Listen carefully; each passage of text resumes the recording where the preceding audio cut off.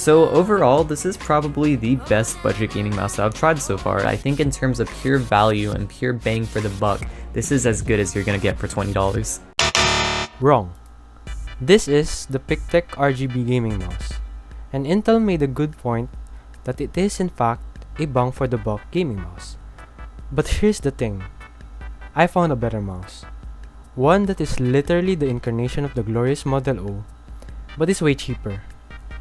Priced at $25, introducing the Delux M700 PMW 3389.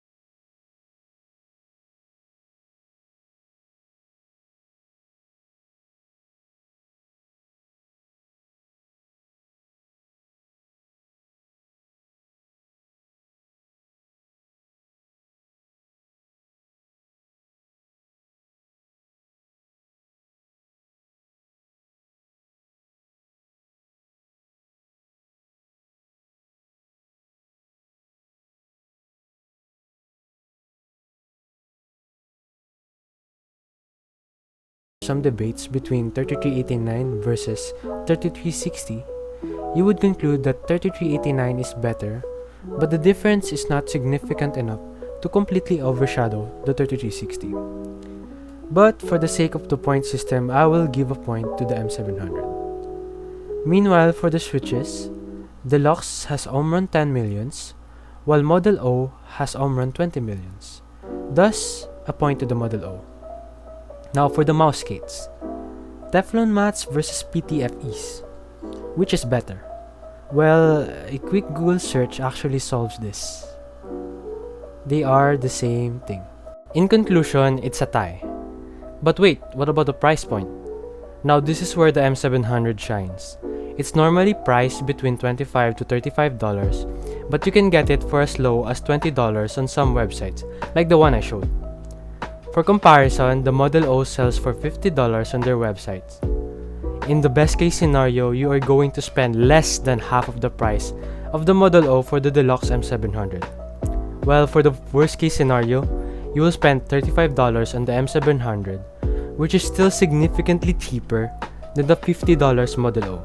Let's try to compare the M700 and the PicTech RGB gaming mouse.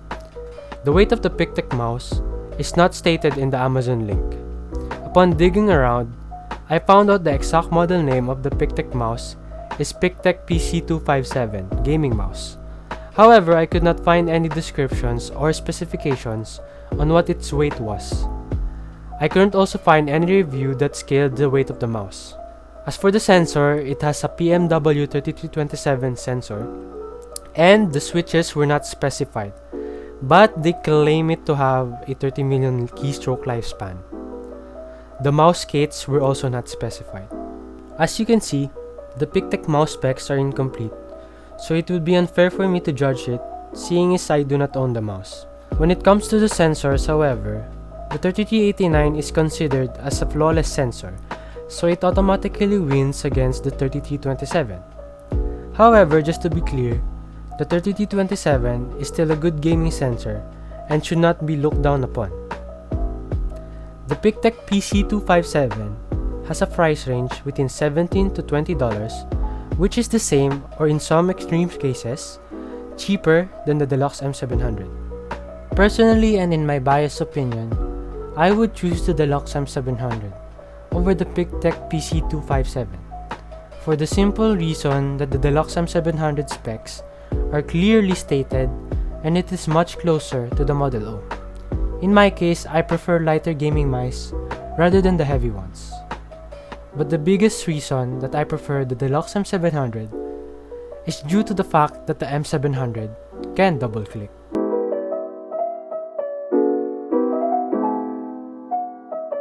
Before I get to the rest of the video, I would like to shout out and thank Reverse Flash. Without his tutorials, this video would have never been made. You'll see why in a second. Just for clarification as well, I am talking about the Delux M700 PMW 3389, otherwise known as the M700 BU PMW 3389, not the Delux M700.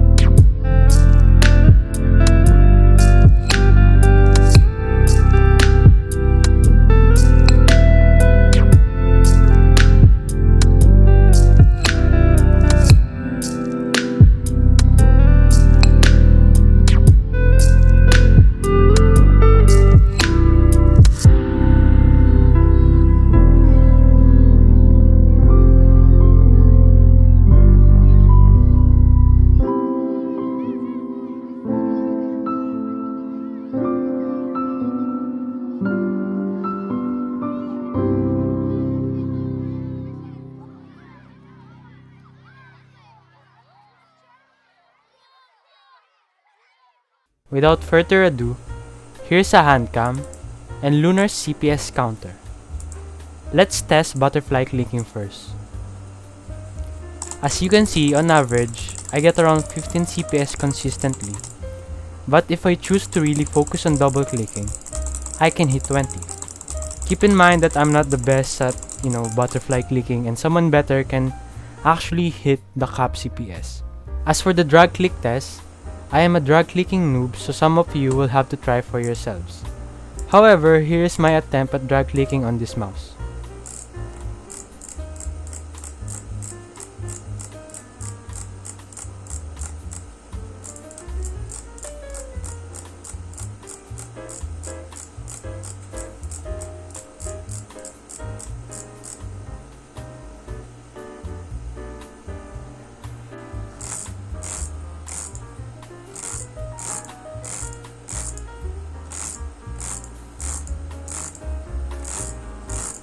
I can get up to 17 CPS consistently, and can even hit 20 CPS with one long drag.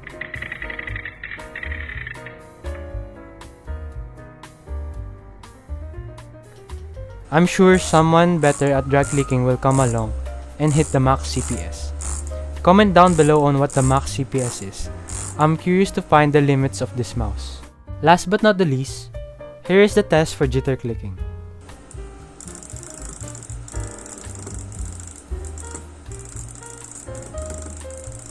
As you can see, I have no clue on how to jitter at all.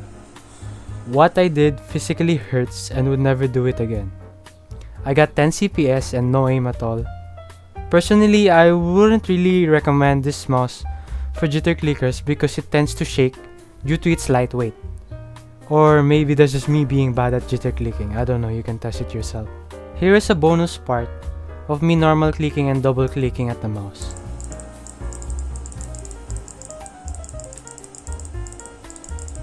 You can see that I get around 7 CPS normal clicking, while I can double click consistently at 6 to 8 CPS. When I first saw the tutorial on how to set the debounce time lower than 4 ms, I was skeptical at first on whether it truly worked. I remember testing the 4 ms and 2 ms and trying to butterfly to see if there was any difference. I was mildly disappointed to say that my findings between 4 ms and 2 ms were similar. I basically got the same CPS for both settings. So, I tested the two settings out using Reverse Flash's tutorial on how to roughly, quote-unquote roughly, test the debounce time of a mouse. Link in the description as always. Seriously, this video would not be made without this guy's tutorials, so please send him some love. In this test, you need to repeatedly lightly tap your mouse button and try your best to get the lowest value that you can manage. Here are my findings side by side. You will see that for the 4 ms setting, the average minimum click duration is around 6 ms, while for the 2 ms setting, the average minimum click duration is around 4.5 ms, and you can actually hit less than 4 ms. Keep in mind that this is a rough and primitive test, and it is quite hard to get the exact 4 ms and 2 ms values as explained by Reverse Flash in his video. He actually tested a bloody A60, which was supposed to have a 1 millisecond debounce time, but the average minimum click duration he got was 2 ms. Again, this doesn't mean that the debounce time is not working. You might be thinking that I set it to 4 ms, yet it's not getting to that value. This was a rough way to test it. Getting it close to 4 ms or 2 ms is possible, but it is extremely hard. You're welcome to try it.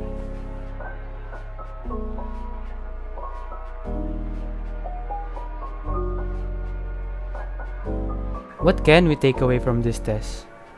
We can conclude that the 4 ms and the 2 ms setting does have a difference, and that the 2 ms setting has a lower average minimum click duration. We can also conclude that the reason why I have the same CPS for both settings is purely because of human error and me being bad at double clicking. To end the video overall, I would say that the Delux M700 is a convincing pick out of the 3 mice mentioned. Not only does it have a cheap price, flawless sensor, and good build, but the debounce time can also be set to 2 ms, which is lower than the glorious Model O's lowest, which is 4 ms. One thing I have to clarify is that I do not own the two other mice, so there might be flaws or personal bias when it comes to my choice between the three. Other than that, I still think that the Delux M700 is an underrated mouse and should be tried out by everyone. It's an insane build for its price, and you will not regret buying it for Minecraft. Lastly, I just wanted to warn everyone who plans to use the Delux M700 to be mindful of the server rules you are playing at. Lowering the debounce time is bannable on other servers. Always read the server rules first and use this at your own risk. This video took a lot of time to make. If you found the video helpful, please consider liking the video and subscribing to my channel. I am currently a small channel and would appreciate every means of support. That's all, and stay safe.